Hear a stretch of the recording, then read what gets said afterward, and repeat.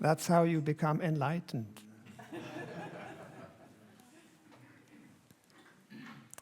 Shall we start? Yes. So, welcome everybody to this evening lecture here in the lecture hall and on Crowdcast. It is, as you hear, in English, and it's translated to Deutsch and to Danish. And the topic for this evening is mental illnesses or evolutionary crises. And here we study spiritual science. We have the spirit, the consciousness as the primary aspect of life. And everything in matter is a result of the longing and the creation of a consciousness.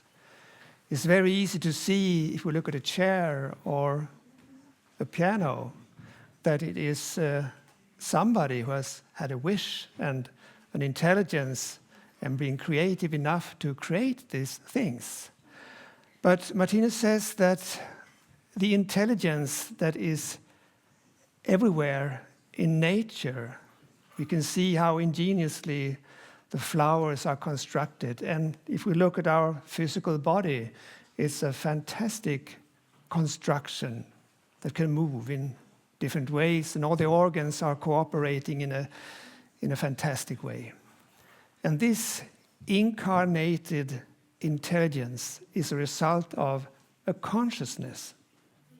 My body is streamed, so to say, by my consciousness, and all of you, and the bushes, and the organs, and the planets, all these types of organisms, big and small, they are streamed, so to say, from the spiritual level.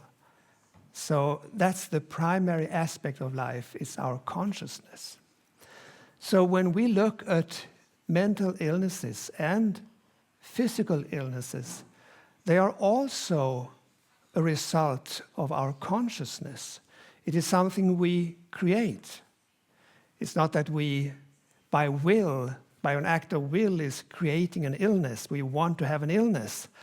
But it is different forces within our consciousness that creates these illnesses. It's kind of conflicts in different aspects, different longings. And as we know from our bad conscience, there is a conflict that can create a lot of tension within us. And we have a lot of habitual thinking that is unconscious for us. And here you can say that illnesses is a way to show us things in our consciousness.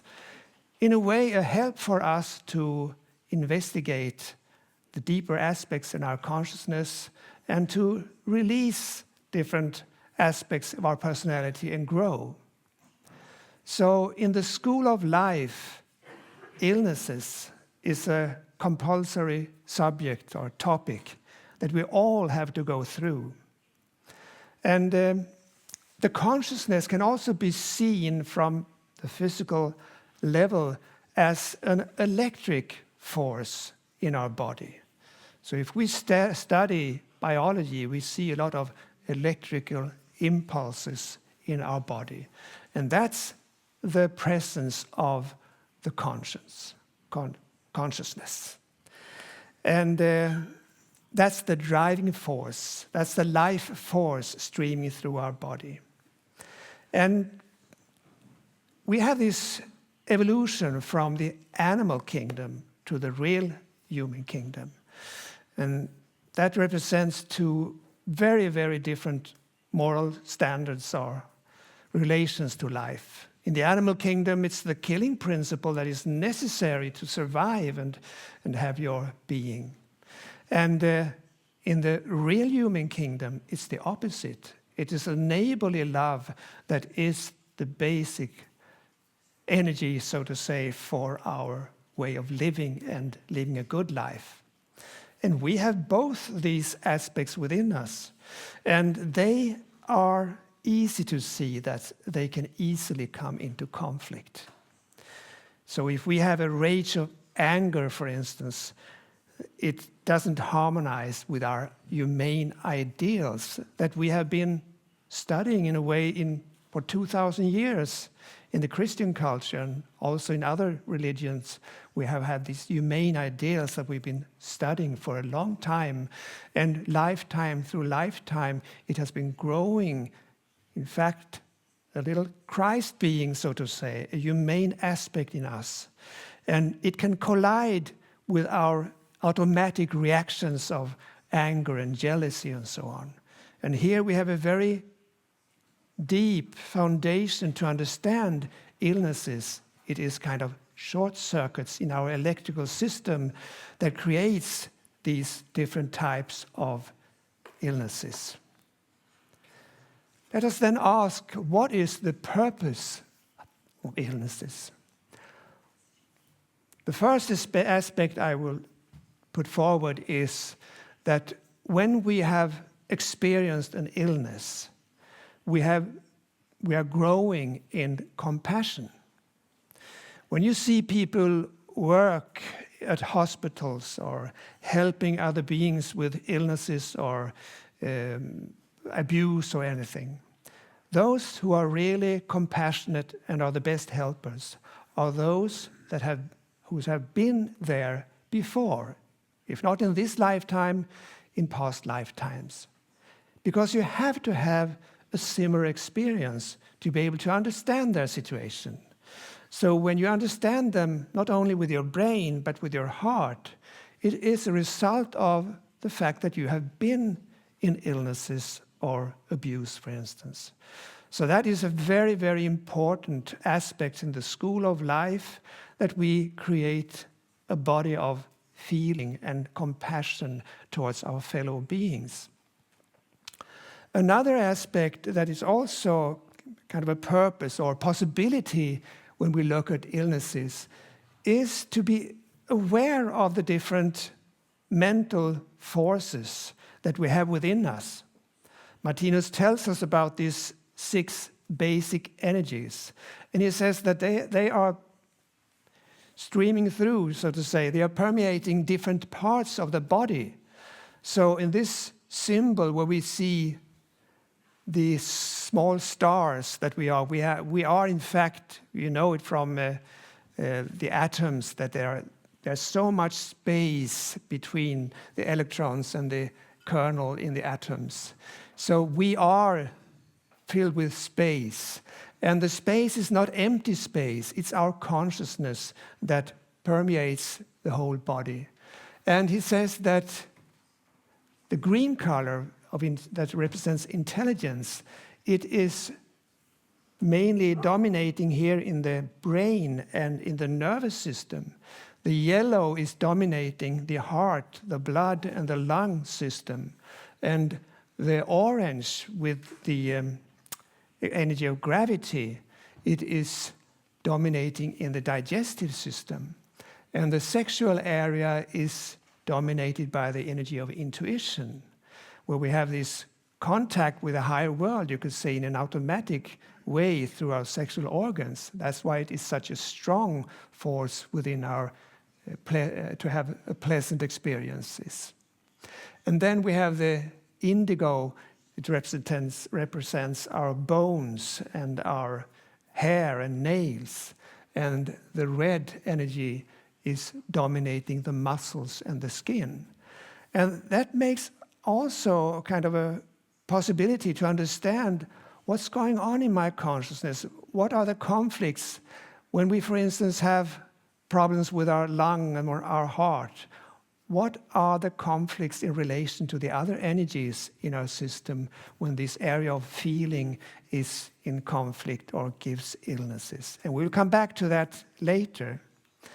And another very important purpose with illnesses is to be more aware of the universe that we have within us. This, you could say, in a way, it is like a machine that we are using. But this machine is not a mechanical, mineral stuff, so to say. It is organs, cells, molecules, and we go further down into microcosmos, that are also living lives as we are. So through illnesses, we have a growing communication and awareness in our body. Through spiritual science, we also learn that these organs and cells, they are from a life experience perspective just as big as we are. That means an organ has its life experience as we do. The cells do too. It's kind of illusion to think that they are smaller than us. That's a physical perspective. It's like when we are out on the road, it seems to get smaller and smaller, the road. And it seems like the organs and cells and molecules are smaller and smaller, but they are just as big as us when you are in that cosmos, and their life experience is just as differentiated as ours. And spiritual science can help us to move our compassion into the body, and illnesses creates an awareness, a longing to be a better providence for this universe, because we are like gods for this universe. And the thoughts we use, the feelings we have, what we eat, how we use our body, it influences this universe. And of course, studying these analysis, we get a longing to be a better providence, because it's the same principle of a living being. With its eye, it has its organs, for instance, and the organs, the cells, and it's also living beings into living beings. The principle of life units is symbolized here. So we are getting more and more aware and compassionate, and gets a longing to be a good mother and father for all the living beings within us. What's so the purpose with pain? That this education is at times of a painful nature is simply because, cosmically speaking, it also has to act as a danger signal. It is like a bell that rings when the individual is going astray. And the more the individual strays from the natural way, the louder will it ring. From a cosmic aspect, all the pain in the world, physical as well as mental, constitutes therefore the greatest form of protection for all living beings. And that's a very interesting connection with pain, to say that it is a protection. How could that be?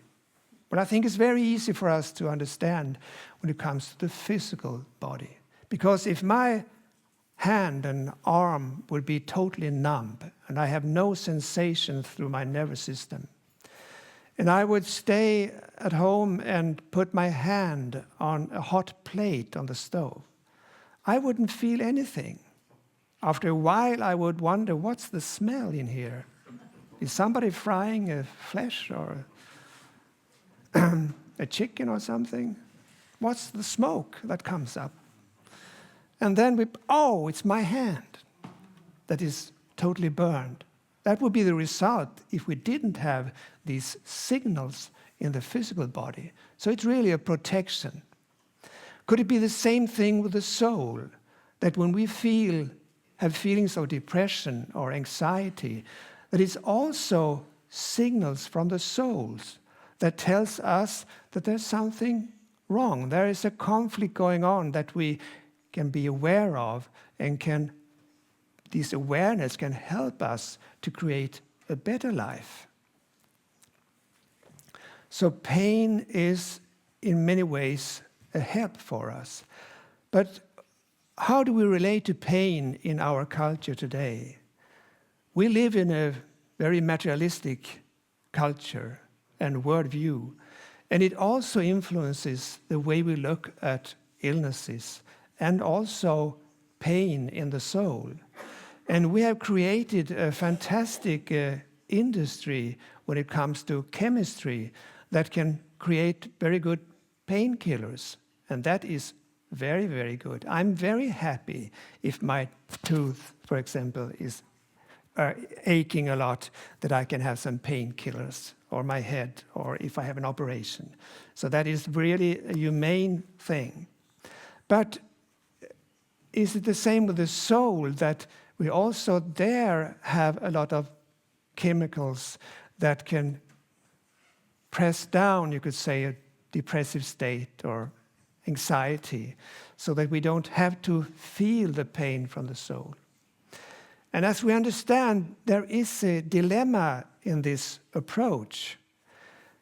When we have this, could say, conflict on focusing on the symptoms or focusing on the causes, it could be that if we are too eager to just press down the pain in the soul or in the body, we are kind of getting numb in the way of listening to the speech of life, to our micro beings that are telling a story about a conflict, for instance, in our soul, or the way we have in our lifestyle. So it is really a dilemma in the medicine of today. And if we look at the mental problems, for instance, like depression, we see that to be able to communicate around the world in psychiatry, we had to find a system of diagnosis that could be common around the world. And there was a big problem, and that was that there were so many theories of the causes to depression. Some say it's only chemicals in your brain. And some say it is your childhood. And some say it's your family life. And we can go on and go on. There are many different theories about why we, for instance, get a depression. So to be able to be united around the world, they had to move the focus from the causes to the symptoms. It was much easier to measure the symptoms, the way you behave. If you are very low in the mood for an amount of weeks, and if you maybe lose weight or go up in weight or sleep bad or too much or too little and so on, and you have different criteria to see and get the diagnosis of a depression. The problem then is that if you take it very materialistic, then you see that a depression is a lack of serotonin in the brain, and you need to have some pills to get out of this depressive state. That could be a help in some times. But from my point of view, it's very big risk if you only do that, because there is a teaching in every state of consciousness. There's a purpose with everything we go through. And there is a gift in every state of consciousness. It's a story that has to be told to us. So, if we look at depression, we can easily see that there could be so many different causes. It could be a grief that is not worked on, so to say. It could be pressed down because you have had too much to do and you couldn't really stop up and take care of your grief. It could also be, for many people today, that they don't see any purpose and meaning in life. There's an existential crisis that makes you depressed. It could also be a lack of B12. It could be a very bad food if you eat junk food all the time. And I can continue and give many different causes to a state of depression where the signal from the soul is telling there is something wrong. It could both be physical and mental and relational things or spiritual things that could make you come into this state. Therefore, we see it's so important to really investigate why do you have this state in your consciousness. It's not only a lack of pills, there's another cause that you have to investigate. And now I've forgotten who said these words, but they are smart, I think. That's why I use them. Why do you want to recover from your illness? Is it because you want to go back to the lifestyle that made you sick? And that is a risk in our culture, where we look at illnesses only more materialistic way. That if you get this medicine, you can go back and live the same way. For instance, with your eating or your relational problems or your lack of inspiration at work and so on. That could be the cause of your depression. So that is a risk also with many other illnesses, heart conditions or whatever, all illnesses. They have something to tell us, and it's important not only to take down the symptoms, that could be necessary, but always to investigate. Why am I sick? What can I do to change to get a better life? And spiritual science is oriented towards the causes.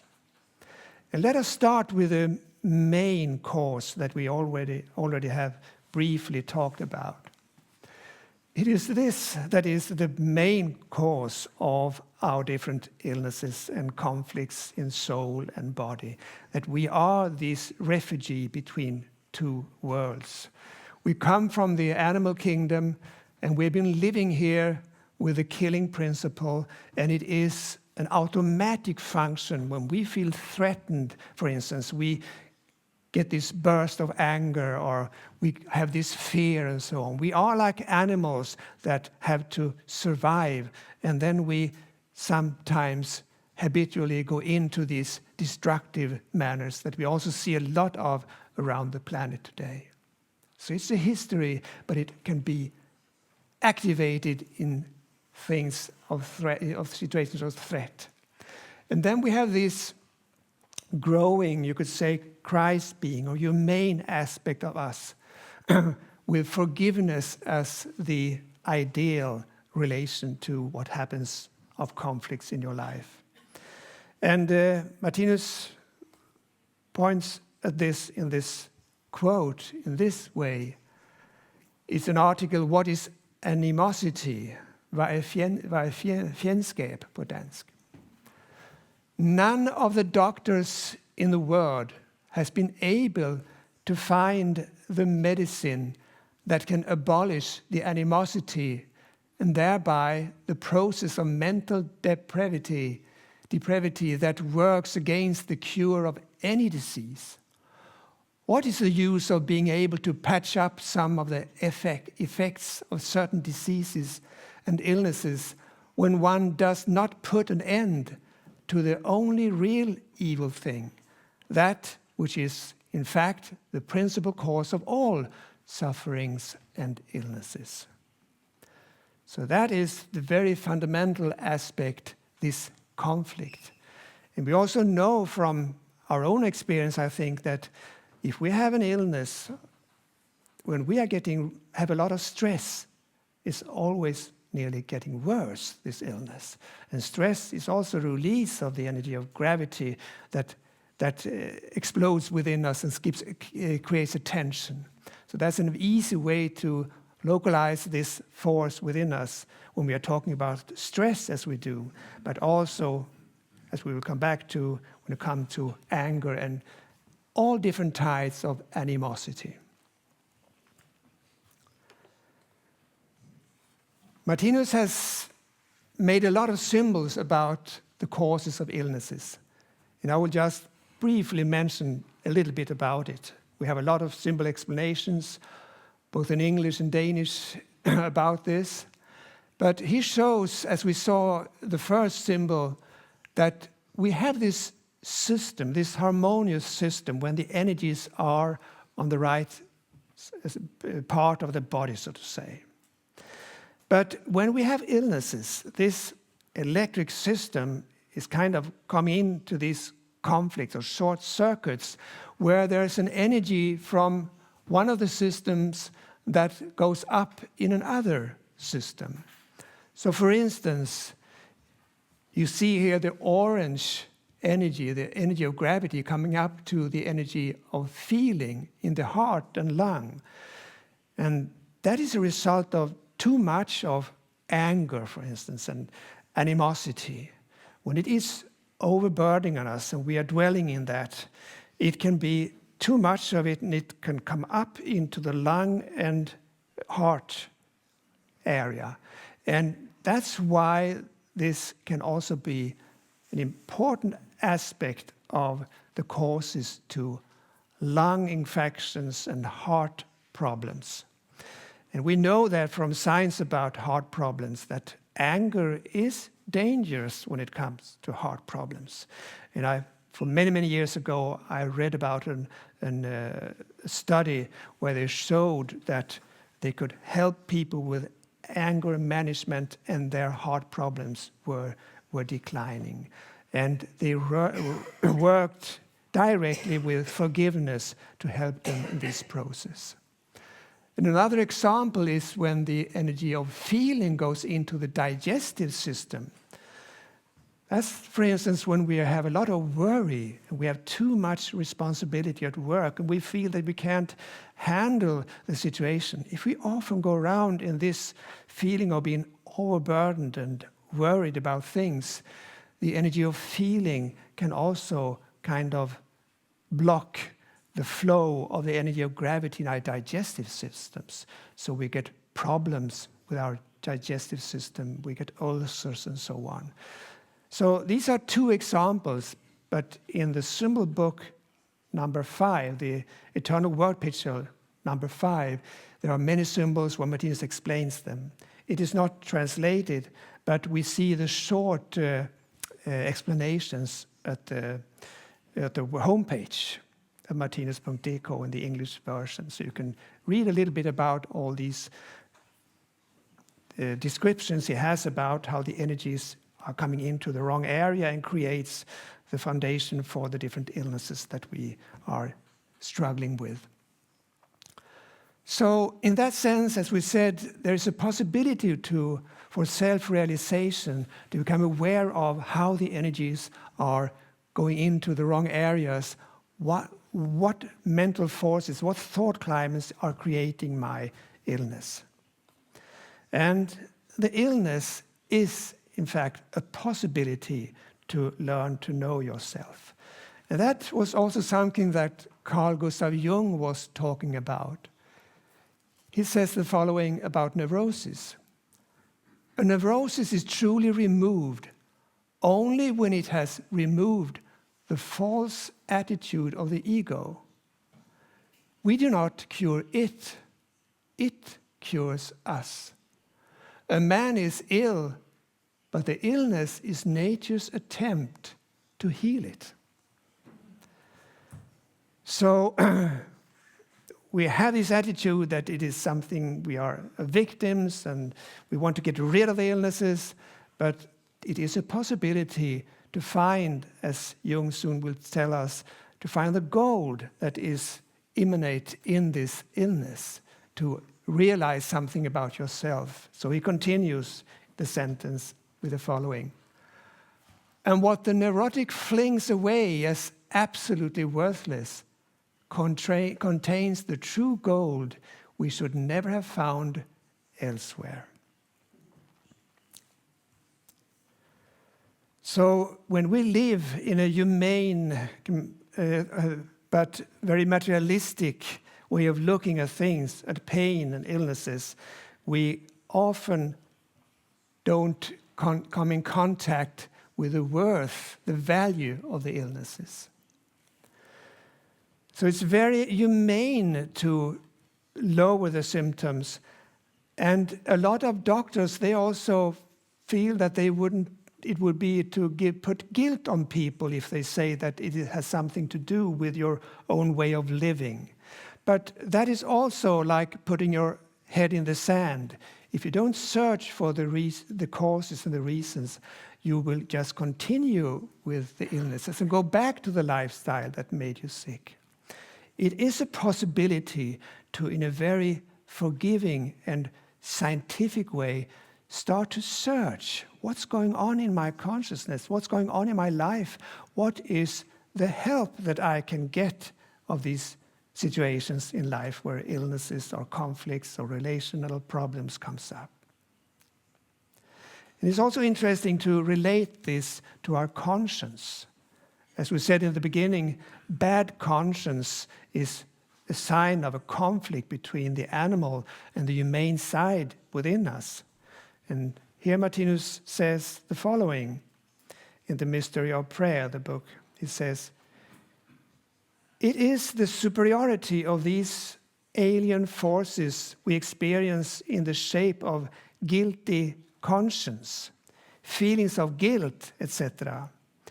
It is, however, also the shift of the normal tilt of the axis caused by these forces, which is the basis of insanity, mental retardation, or in short, all mental defects. As for the guilty conscience or feeling of guilt, the fact is that the sufferer has discovered the abnormal mental shift." So here we see the importance of becoming aware in your conscience and the conflicts you have with bad conscience, to understand what's going on and research this. Otherwise, if we just press it down, it will usually formulate itself because in illnesses or anxiety or depression and so on. So it's better to be good at listening to your conscience because it has a story to tell. And that is a big, big problem in this materialistic way of living and in the world culture of today. We know from experience that if we get very angry, we can be kind of possessed of this feeling. And we can say and do things that really gives us bad conscience afterwards.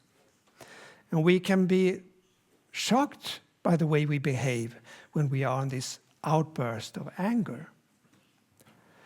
And what's going on the planet right now? Aren't there a lot of outbursts of anger where people are doing things that they really will regret in the future? Isn't it, when we look at the story of the military people, soldiers from Vietnam or Iraq and so on, that there are more soldiers that have made suicide than have been killed in the wars? How come? Because they have been possessed by forces that have pressed down their conscience, down to the, what Martinus called, night consciousness, or we will call in psychology the unconscious. So they don't listen to the voice, if you call it the Christ voice or the humane voice within. It's kind of blocked. And we will look at some sayings from Martinus, some quotes from Martinus, where it describes why we are in this state of consciousness right now. And he relates it deeply to this materialistic worldview. We have been studying religions and humane ideals in many lifetimes. Now it's not something up on the agenda, so to say. It is matter, it's money, it's politics, and so on. And that can also press down the listening to the conscience. And we will look at this with, for instance, this quote, where he talks about the cause of our present war psychosis. As we said before, when we don't listen to our conscience, we can come into different mental disorders. And that's, as we can see from this point of view, is going on with this war psychosis right now on this planet. He says the following: "This monster is none other than the mental concept that man calls nationalism. So nationalism is by no means the attractive ideal it is supposed to be, but is intrinsically a psychosis, a mental derangement that will gradually lay civilization waste if the worship of it is not effectually checked." And in another article, Martinus talks about nationalism as a super religiosity. And it overrules even our religious ideals. So when people are into this flock, this herd consciousness, and go to war, and they feel the nation is threatened, they do a lot of things that is much under their moral standard in everyday life. And that really creates a conflict. And here we can see why this nationalistic idea, when it possesses people, it can put us into this war psychosis. It is in a way a psychosis to see this world now doing such enormously dangerous things towards our neighbors and killing all these people and so on. So it is really a derailment of our consciousness. Another article, he says, in relation to this, 1950, he said, "Indeed, we can even say that the majority of terrestrial mankind is actually at the beginning of a period of spiritual debauchery or misconduct, the likes of which we have never seen before, and is therefore in an epoch of spiritual illness or corresponding dimensions." So it's a spiritual illness when you don't have contact with your conscience, the humane ideals that you've been studying for many lifetimes before this lifetime. And he continues to look at this blocking of the knowledge we have in our humane aspect. He says, "It is also the faltering connective function with the talent kernels of the night consciousness for the normal standard of the individual that in many cases contributes to the individual being a psychopath in his waking day conscious appearance." So we can see humane beings going into these herd instinct, this nationalism and so on, and lose contact with their higher aspects. We can also see young people that are fairly humane. If they go into abuse of narcotics, we can see their moral standard can be lowered and decline, and they can do a lot of criminal things later in life. So when we get possessed of these different forces, they can really outrule the humane aspect that is pressed down in the unconscious, and we don't listen to our humane ideals, our conscience. So how can we come out of this state on this planet? He says, the only thing that can make these beings the real ideal state in their night consciousness regain a foothold in their waking day consciousness is the total defeat that this mental or spiritual illness inevitably entails for its originator. So when we see people going into war, they are in fact going into this total defeat. There is no victories on the fields of war anymore. It's so unpleasant, it is creating so much suffering for all people involved. So we have to come out of this possession of nationalism and war psychosis through a big defeat, a catastrophe. It could be the same thing in our personal life if we are very arrogant and are with some thoughts where we dominate other beings. Sooner or later, life will put a stop to this. It will be very painful. And an illness can be a part of this way that life is stopping us to stay still for a while and start to think, what am I doing? How can I do this in a better way? And in this time, Martinus shows that there is really a need for a spiritual science. We need to get contact with these humane ideals that are kind of blocked in our culture. And that's the purpose with spiritual science that we are studying here.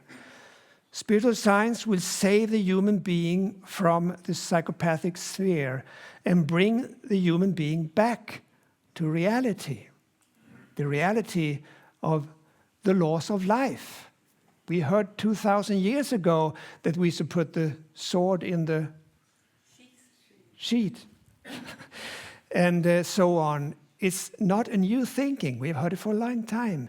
Now we have to update this and make it us more aware of it, so we awaken from this suggestion of nationalism, capitalism, and so on.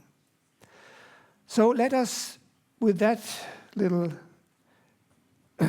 macro perspective, go back to us as individuals and relate to an article that is called The Human Being's Mental Short Circuits, Kortslutning, where he describes this problem that we are standing in everyday life that creates our illnesses and conflicts.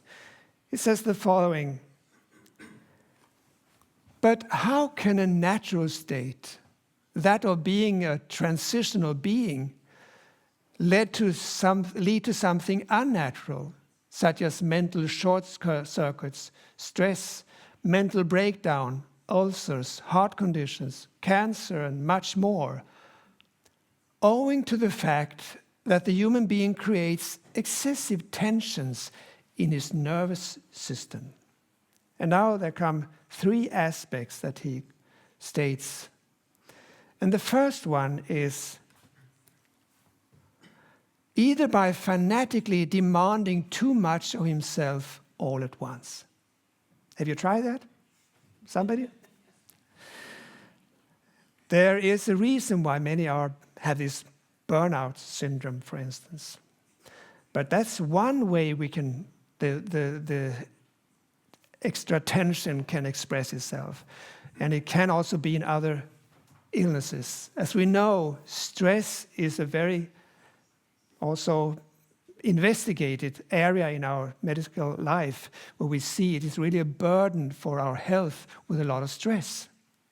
And in this time of, you could say, economism, where money is the god to say, and when companies and industries are pressing all the time, so we have to be productive all the time, we should cut down on the staff and we should do more and more on each minute.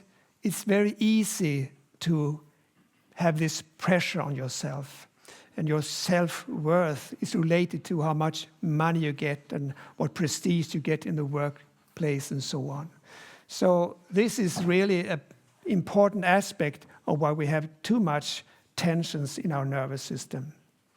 And the second one, the Martinus states, is or by giving in also excessively to jealousy, envy, anger, irritation, disappointment, and other such mental climates consisting of coarse thought matter, the material that makes up the human being's nerve fibers and certain other organs, and which at present habitually vibrates on the wavelengths with a person's constructive ideas and humane feeling, is broken down by the coarse vibration. That was a long sentence.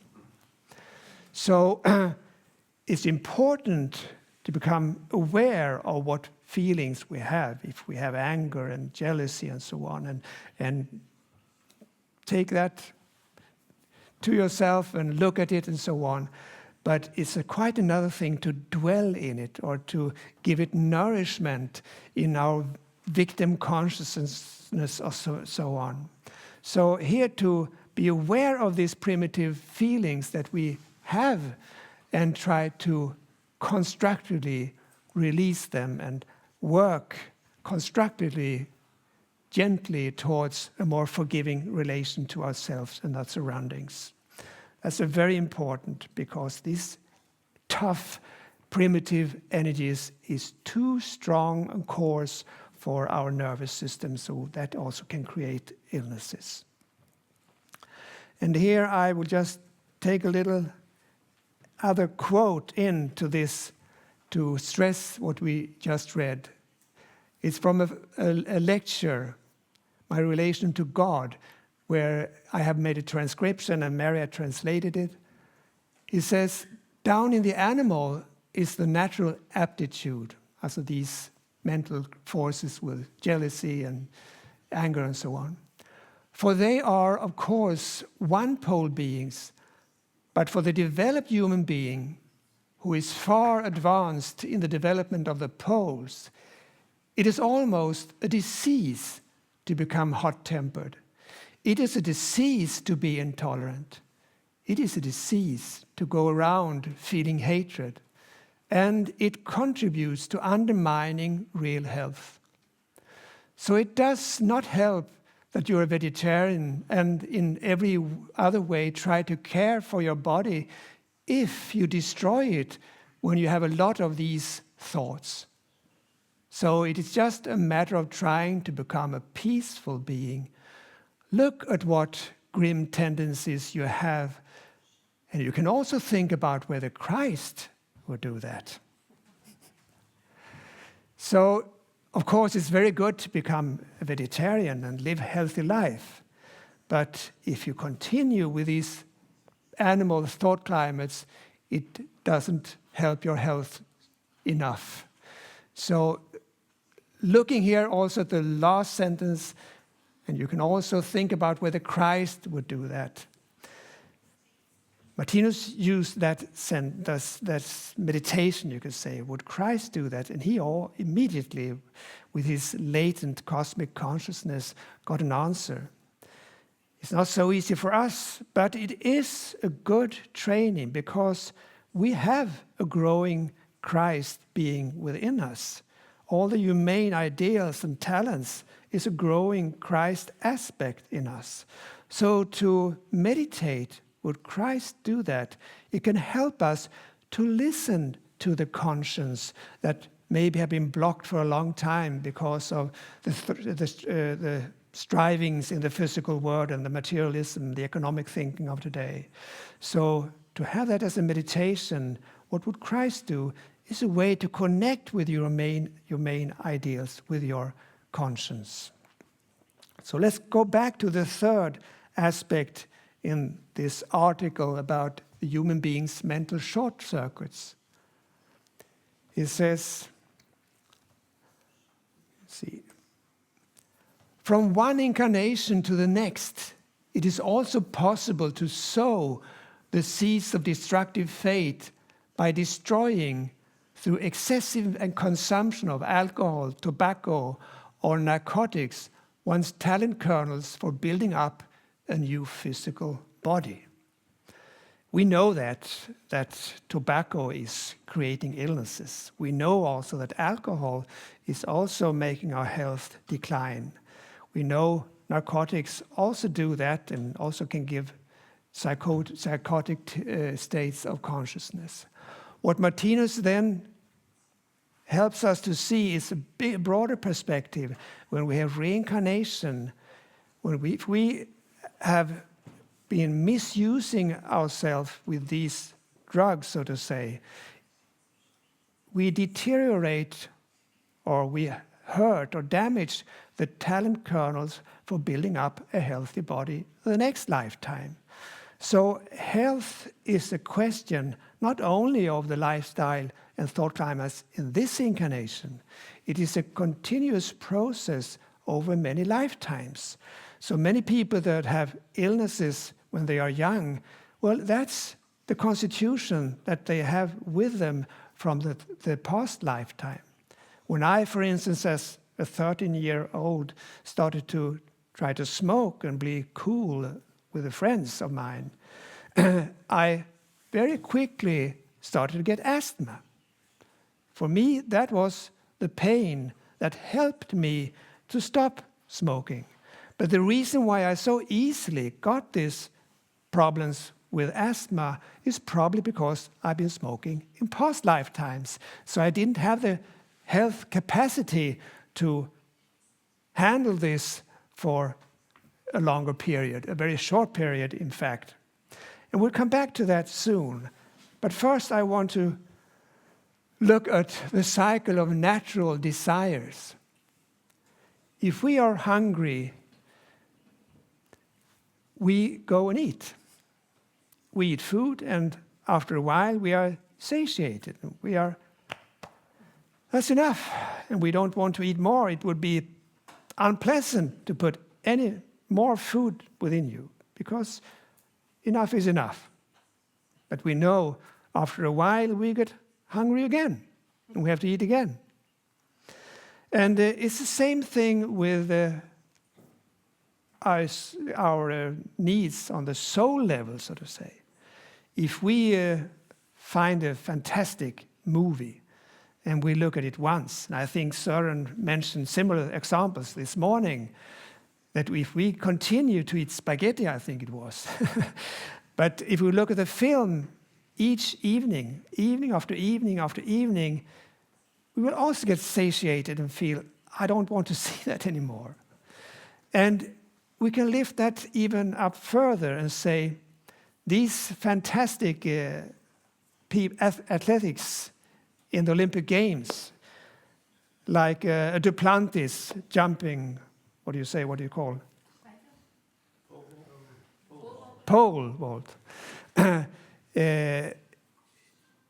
He cannot keep on doing that for many lifetimes. Because if you are a genius, you don't learn anymore, and you get satiated, and you want to do something else. And I know you, Mary, have seen some ingenious violinists, young people, and when they are 17, 18 years old, they think, okay, I know that, I want to be an electric engineer. They change the career to something else because they are satiated. And that is the beauty of life, you could say, that when you have done something enough, there's a new horizon that opens up. So you get a new longing, a new hunger, and you satisfy that, and that's life. It continues. So sometimes we are afraid, I want to do this the rest of my life.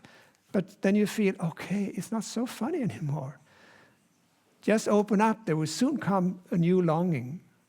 And that is the way that we have evolved through this animal kingdom with our new desires, our new longings. And this is a process of natural desires. But there are also unnatural desires, Martinus says. And the satisfaction of unnatural desires, well, as I see it, there are two different types of it. And the first one I want to look at is the disharmony with our step of evolution. And as we say, going to war for most soldiers today is really to ask for a bad condition in your psyche for a long time, for most of them, with many have PTSD and so on. They are not Vikings anymore. They don't have that coarse mentality. They are too sensitive to be in that place. And that is, with nationalism, a desire that creates people going into some very unnatural states.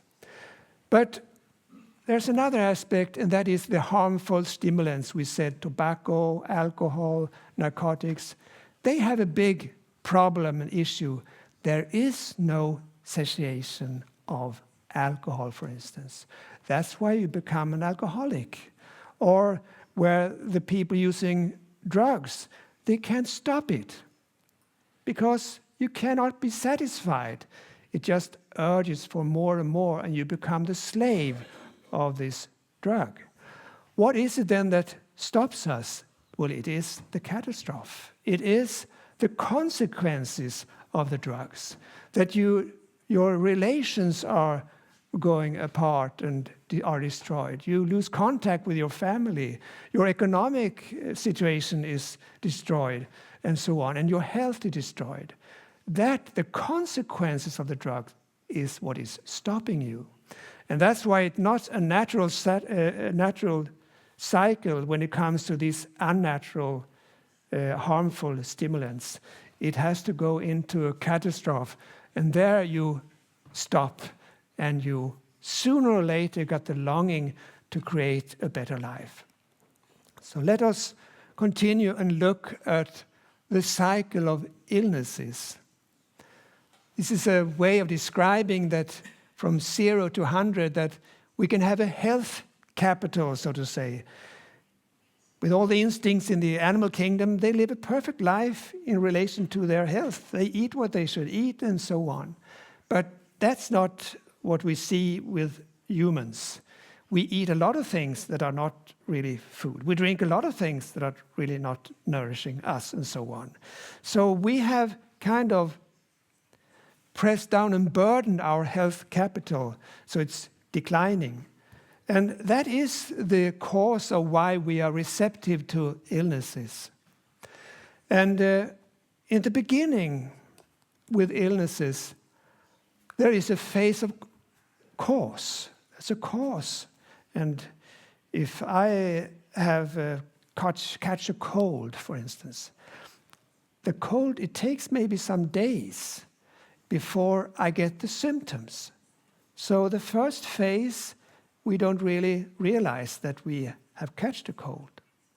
And it's the same thing with the people smoking. They don't have any symptoms, so they think it's fine. There's nothing stopping them because it's so pleasant with the alcohol and so on. But sooner or later, the health capital has declined, and we come to a phase of the cycle of illnesses where we get these symptoms. And in the first phase, here, we are still kind of a victim of the symptoms.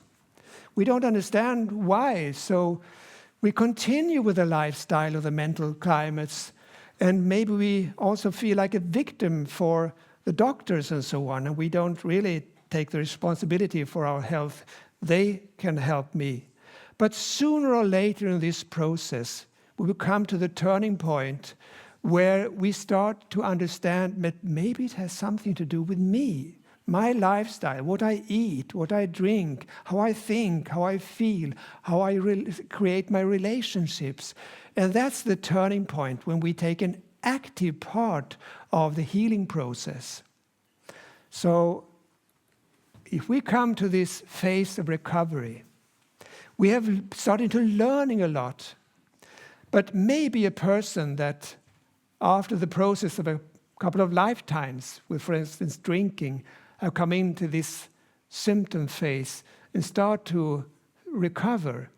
If that person meets a person that is up here, this person smoking, drinking, say, you live so healthy, but look, you are so sick. And I'm so healthy, and I can drink. Why don't you just take a smoke and so on? And who is the healthiest from a cosmic point of view?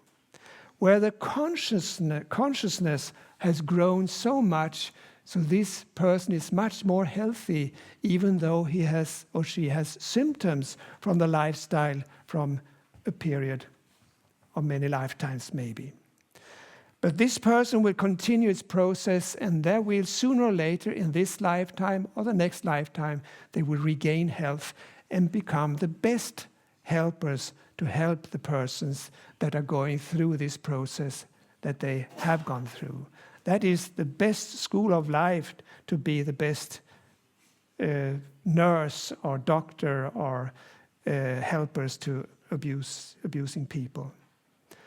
So we have to come to this point where we realize that everything I create comes from within.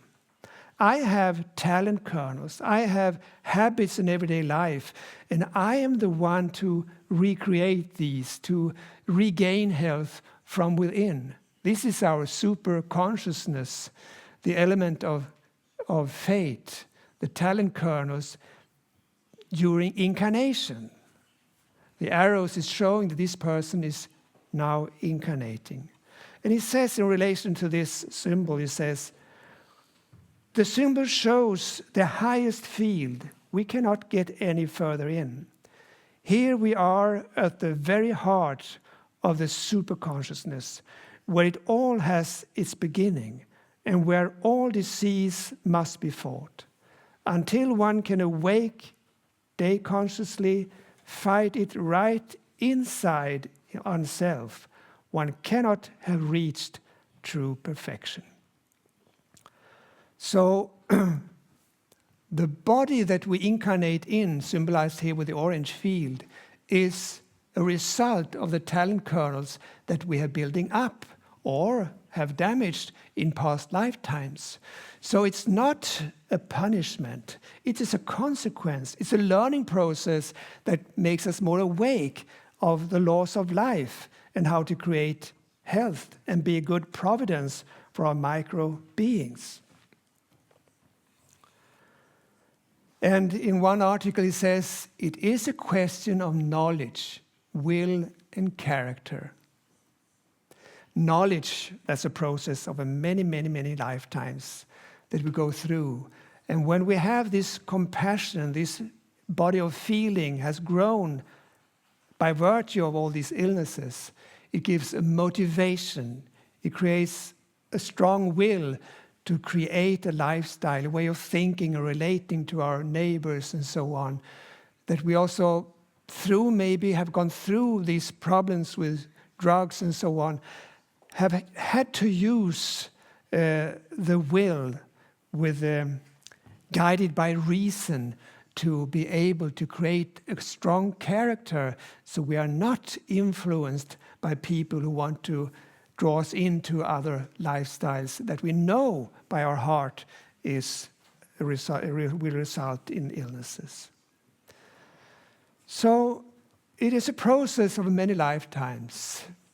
And this new word picture, this spiritual worldview that wants us to connect with our conscience, the neighborly love that is growing within us, says that the illnesses medicine number 1 is represented with this symbol, but also in this last quote in this lecture, where he says, "What is important is what Christ has said, that one gets rid of the habit of criticizing and being impatient with one's neighbor. What one does not like about his nature, one must understand by observing oneself. Forgiving and thinking lovingly about one's enemies is the highest form of yoga, and it infallibly leads to cosmic consciousness with its miraculous powers, its omniscience, omnipotence, and universal love." Thank you.